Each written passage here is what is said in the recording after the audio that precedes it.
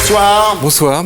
Donc vous êtes grand reporter, spécialiste de politique étrangère, auteur de La guerre du Golfe, le dossier secret en collaboration avec Pierre Salinger, auteur de Tempête du désert et de La guerre des Bush, dont vous nous avez parlé sur ce plateau. C'est là que vous avez annoncé que le grand-père Bush avait fait du business avec les nazis, et puis aussi que les Bush étaient en affaire avec des proches de Ben Laden. Le livre s'est bien vendu, j'imagine, parce qu'il y avait quand même du biscuit dedans. Ah oui, c'est très bien vendu et il s'est vendu également dans 19 pays. Ah ouais? Mais sauf aux États-Unis. Il s'est vendu en Chine, en Russie, il a été best-seller, best-seller en Allemagne, oui, moi non plus. Pourquoi pas aux États-Unis? Alors, votre nouveau livre s'appelle Le monde secret de Bush.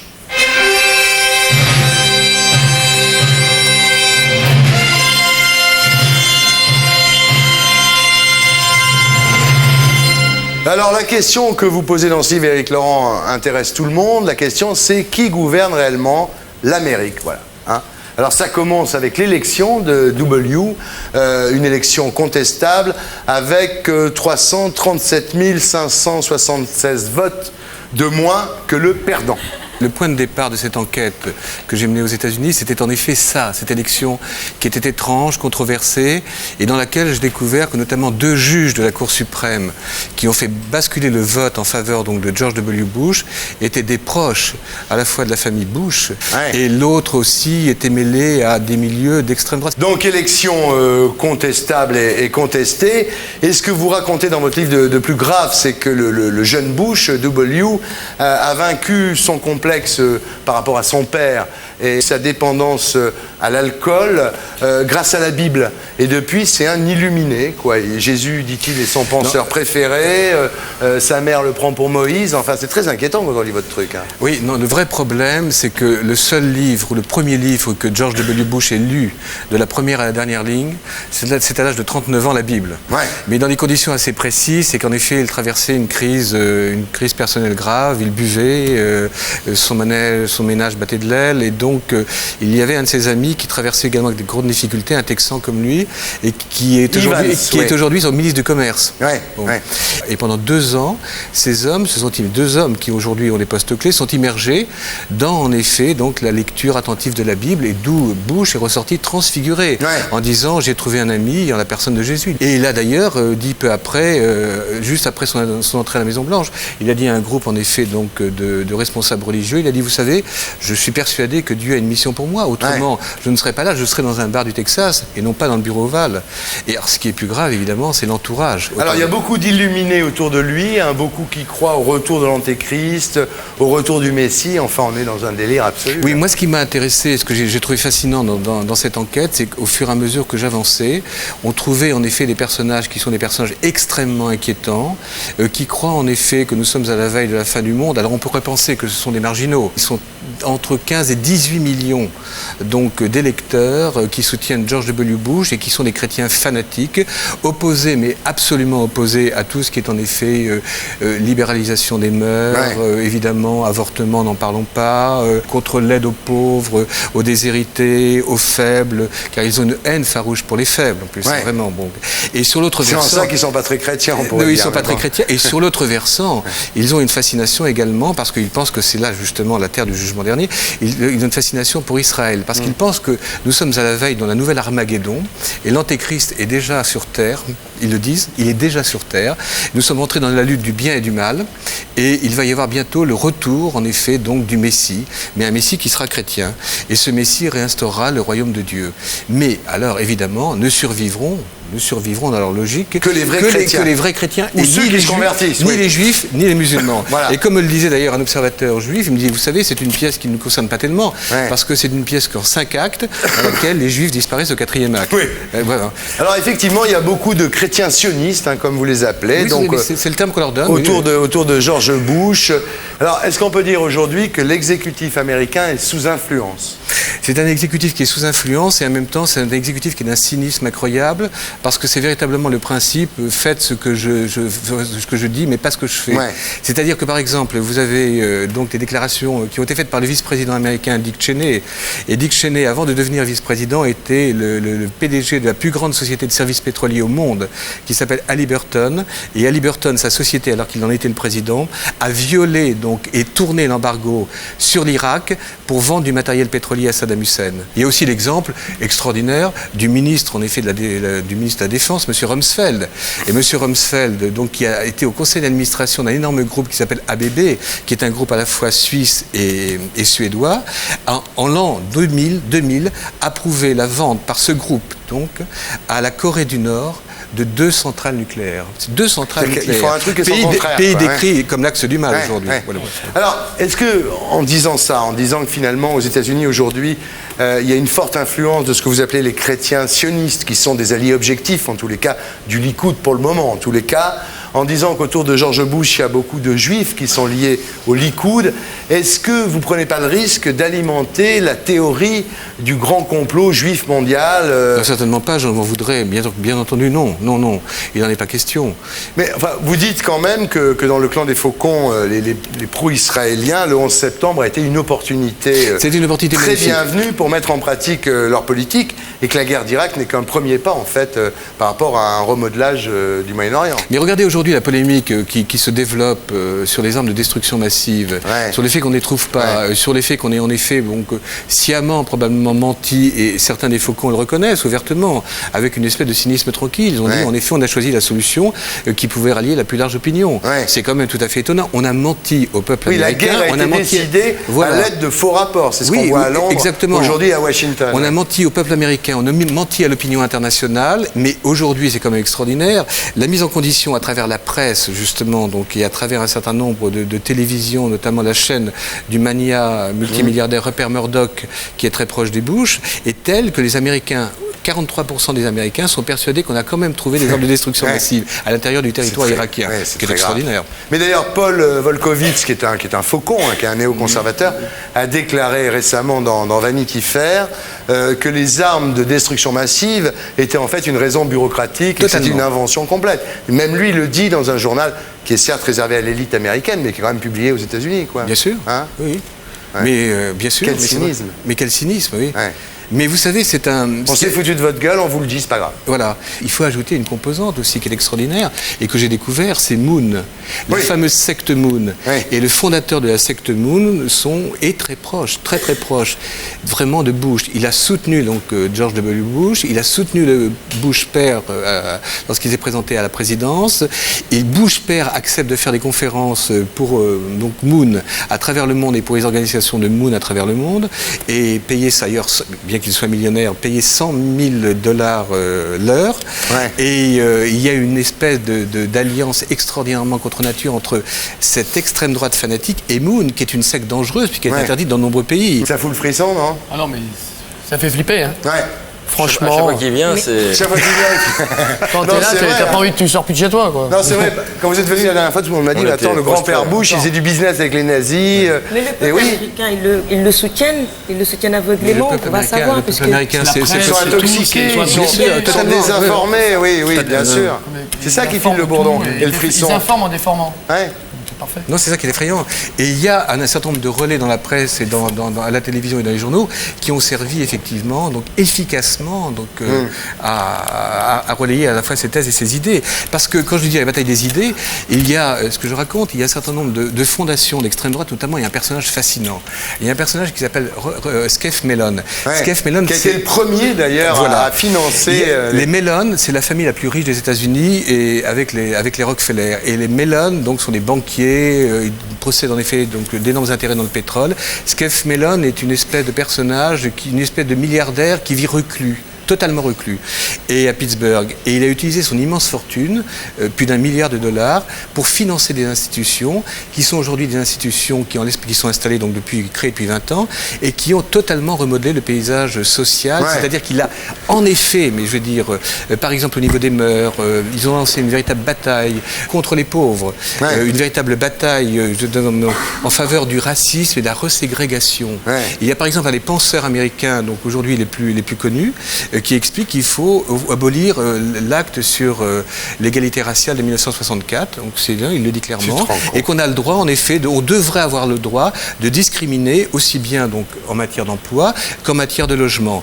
C'est une guerre qui a été lancée, je veux dire, quand je disais que c'est une guerre qui a été lancée contre les faibles, contre les pauvres, par tous ces gens, etc., où on explique que, par exemple, il y a un homme qui a financé un livre et une organisation qui ont financé un livre qui s'appelle Losing Ground, bon, peu importe, et qui a été une bible pour tous les ultra-conservateurs, dans lequel on explique que la pauvreté, c'est pas dû aux crises économiques, c'est pas dû à la nature des gens. C'est dû, en effet. Ils sont cons. Voilà. Oui, voilà, en gros, c'est ça. Et le type a récidivé après, il a dit voilà, on a voulu trop aider les pauvres, et en voulant trop aider les pauvres, on a fabriqué beaucoup trop de pauvres. Voilà. Et il a récidivé après avec un autre livre qui s'appelle The Bell Curve, qui a été lancé par cette organisation ultra-conservatrice, qui a été un des livres de chevet aussi de George W. Bush, dans lequel il explique, là, cette fois-ci, que, en fait, l'inégalité donc d'intelligence, enfin, la différence de QI résulte, en effet, donc, des races. Enfin, Éric Laurent, c'est quand même, excusez-moi, une vision hitlérienne du monde, avec des Übermenschen et des surhommes, quoi. Oui, c'est la vision d'Hitler. C'est tout à fait étonnant. C'est une vision absolument totalitaire. Quand on pense l'idée que nous avons l'Amérique. Ah, mais absolument. Moi, l'Amérique, mes parents m'expliquaient quand ils sont arrivés en 44, qu'ils nous ont libérés. Et aujourd'hui, être obligés de se coller dans le cigare, qui sont devenus carrément, d'après ce que vous dites, enfin pas tous, certes, mais pas tous, en tous les cas, ces mecs-là, des quasi-hitlériens, c'est terrible à imaginer. Alors, est-ce qu'on peut dire, Éric Laurent, comme Norman Mailer dans son dernier livre, que l'Amérique, finalement, est passée de la démocratie à l'empire? Oui, bien sûr. Et cette vision impérialiste s'accompagne d'une vision arrogante, par exemple, envers la France. Ouais. Je veux dire, la manière dont, en effet, nous sommes mis en travers du chemin des décisions américaines a été quelque chose qui a été totalement brocardé. Et d'ailleurs, on est allé jusqu'au point de, par exemple, d'utiliser et de réécrire la Marseillaise. Ouais. Et vous voulez que je vous le lise? Oui. Ah, c'est tout à fait étonnant. C'est tout à fait étonnant. Il a tout apporté, hein? Non, j'ai tout apporté par hasard. Non, parce que c'est tout à fait étonnant quand même. Et ça a été écrit par l'organe des néoconservateurs américains. C'est-à-dire que c'est pas du tout un organe vraiment bas de gamme, etc. Ça a été écrit par un monsieur qui s'appelle Christol. Et la nouvelle Marseillaise, donc, a les paroles suivantes. « Allons, enfants de la patrie, rendons-nous encore détestés. Nous approchons chaque tyrannie avec la même servilité. Nous brillons à la servilité. La Merloc demande l'assistance, mais nous rions dans son visage. Bien sûr, c'est notre héritage. 2 points, plus tard nous joindrons la résistance. Ouais. George Bush est un sauvage, mais la France a plus de fromage. Marchons, marchons, faisons parade de nos prétentions. Qui est-ce qui a écrit ça? Un monsieur qui s'appelle Christol et qui est... William Christol? Oui, William Christol. Il est là, voici William Christol.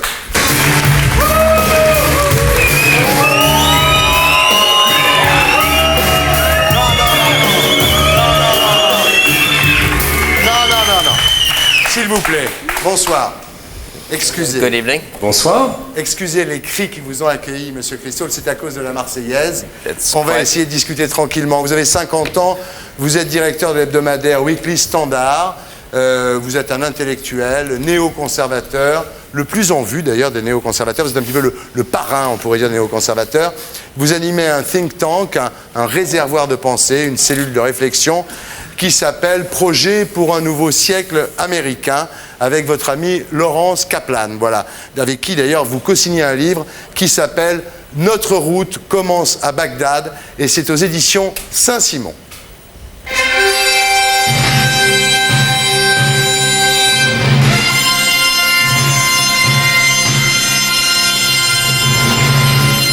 Alors, est-ce qu'on peut dire, William Christol, que le 11 septembre a permis aux États-Unis, a autorisé finalement aux États-Unis un coup d'État pacifique, certes, mais un coup d'État néoconservateur? On ne peut pas dire ça, non. C'est-à-dire que George Bush était le président avant le 11 septembre et il l'est toujours après le 11 septembre. Nous avons des élections normales en novembre 2002. Comme vous le savez, il n'y a pas eu de coup d'État aux États-Unis. Oui, mais enfin, malheureusement, on regrette de vous le dire, ça reste d'être une démocratie comme la France. Alors, je vais essayer d'expliquer un petit peu vos idées, William Christol, parce que ce sont celles qui aujourd'hui guident le pays le plus puissant du monde. On pourrait résumer ça dans la Pax Americana, c'est-à-dire la paix américaine. Et en gros, c'est pour que la démocratie soit en sécurité, il faut qu'elle s'étende à l'ensemble de la planète. Voilà.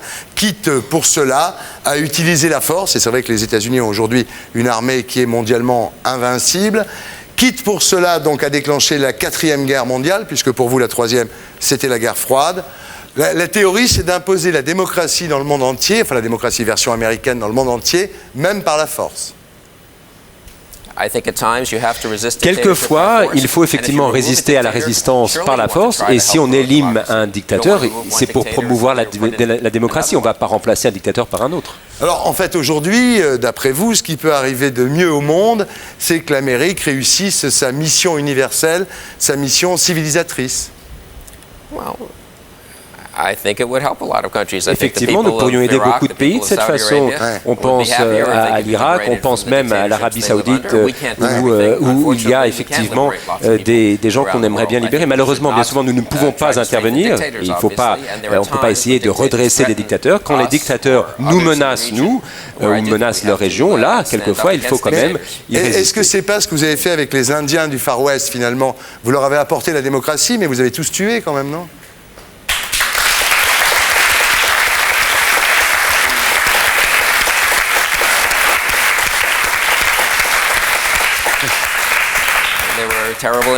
Il y a eu des injustices terribles commises contre les Indiens d'Amérique, de même contre les Noirs des États-Unis. Tous les pays ont des histoires d'injustice, je crois que c'est incontestable, mais je suis néanmoins fier d'être américain. Pour vous, il n'y a pas d'autre solution que d'accepter ce que vous appelez l'hégémonie bienveillante des États-Unis.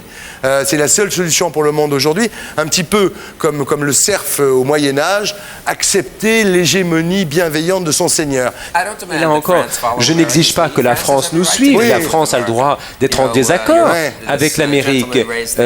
Tout à l'heure, nous avons parlé de cette parodie de la Marseillaise. Là. Il faut voir que la dernière page du Weekly Standard, qui est le journal, c'est une page qui s'appelle parodie. C'est des pastiches, en fait. Bon.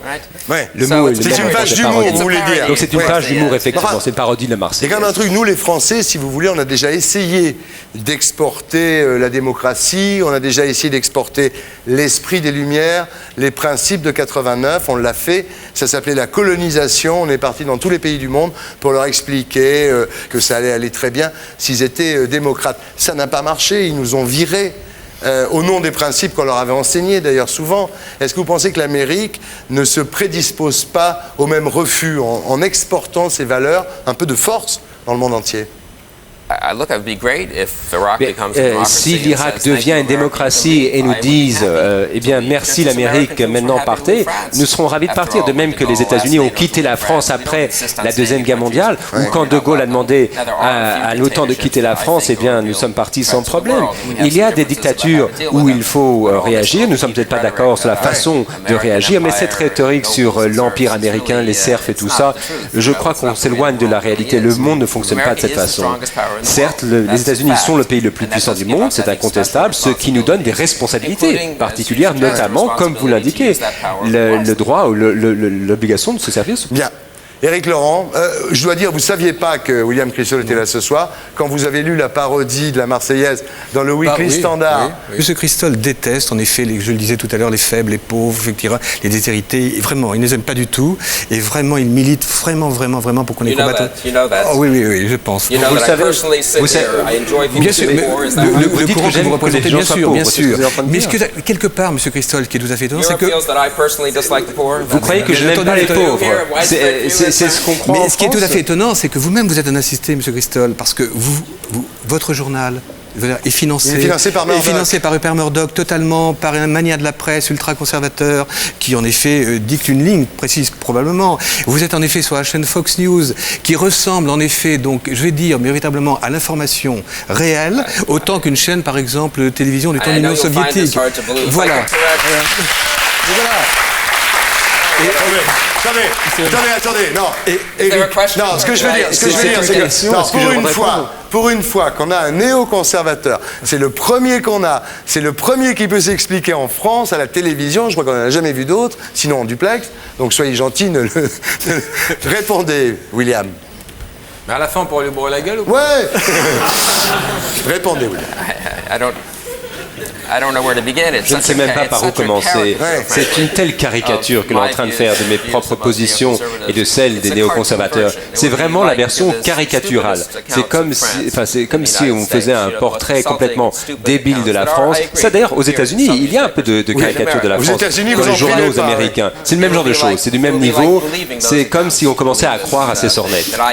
Et que dire que je déteste les pauvres, que je pense que les politiques américaines ne vont pas aider les pauvres, pas plus que les anciennes politiques.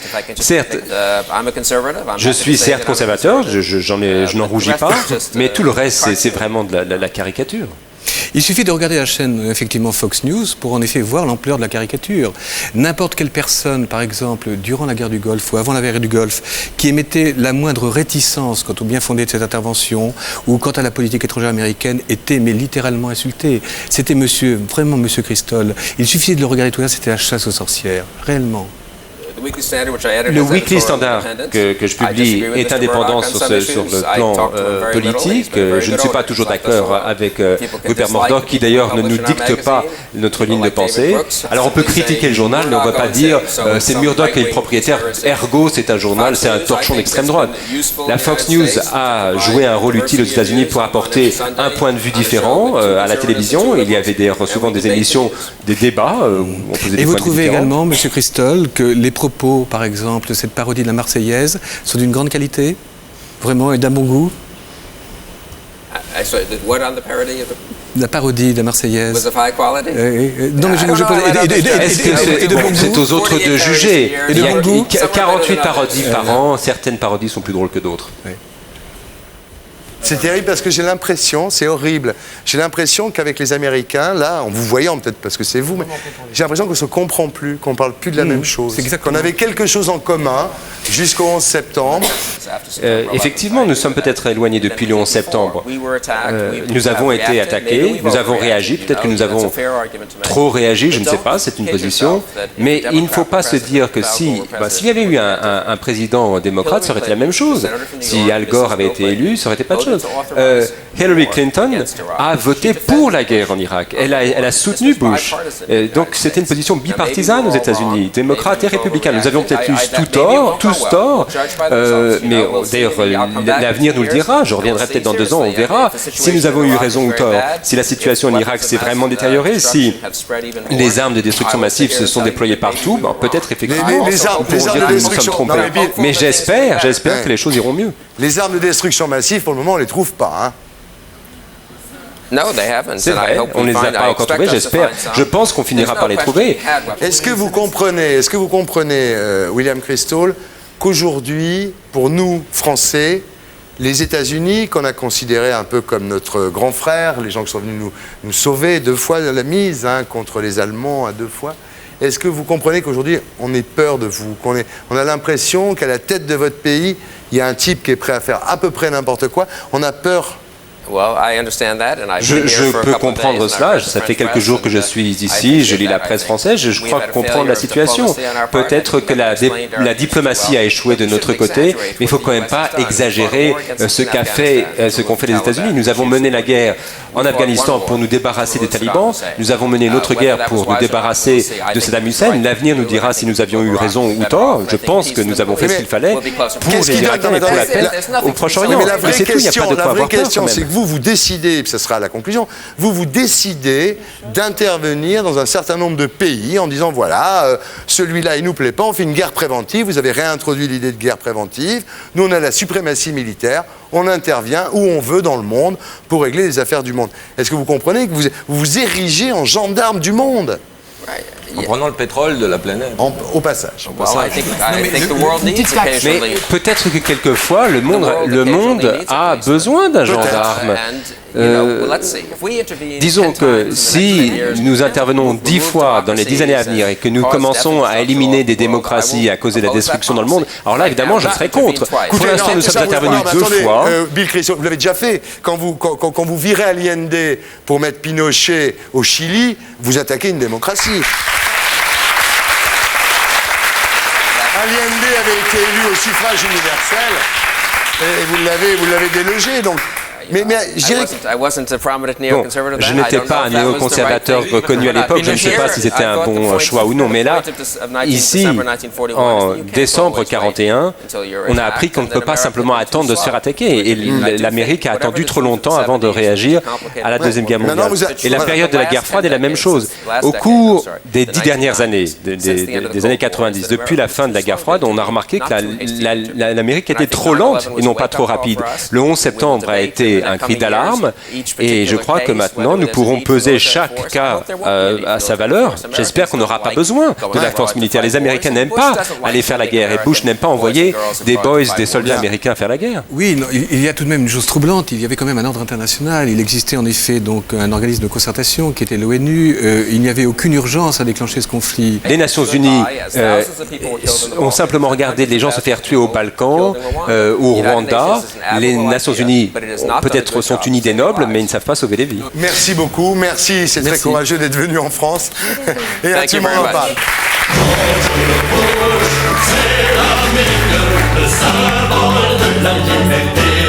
Et pour être sûr de ne rien rater de Inarditube, abonnez-vous et mettez un pouce bleu.